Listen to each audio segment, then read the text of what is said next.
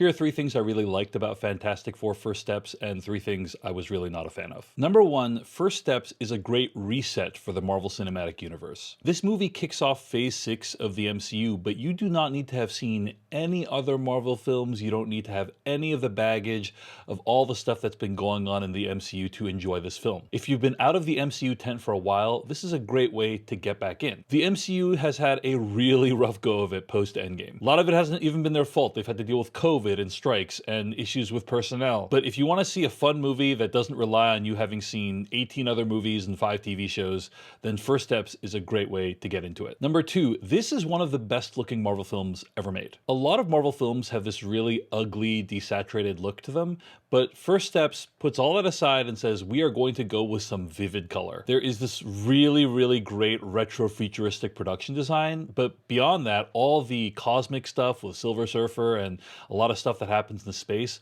looks genuinely breathtaking. This movie has really well done visual effects, great production design, and good color grading. It's really fun to look at. Third, this is obviously the best version of these characters that's been on the big screen in decades. But more than that, I don't want to just damn with faint praise. These four actors actually have great chemistry with each other. They've created a version of these characters that's actually aspirational. You believe that they care about each other. You believe that they value things like science and intelligence and human progress and peace. I'm a big fan of their dynamic, and I'm looking forward to seeing how it evolves in their next movie together, which I believe will be Avengers Doomsday in 2026. Those are some of the things I really liked about the movie. So what wasn't I a fan of? First of all, the pacing of the movie feels very, very rushed. First Steps clocks in at under 2 hours long, and so as a result, it feels like they're just rushing everything, getting through all the backstories, getting through all the character arcs as quickly as possible.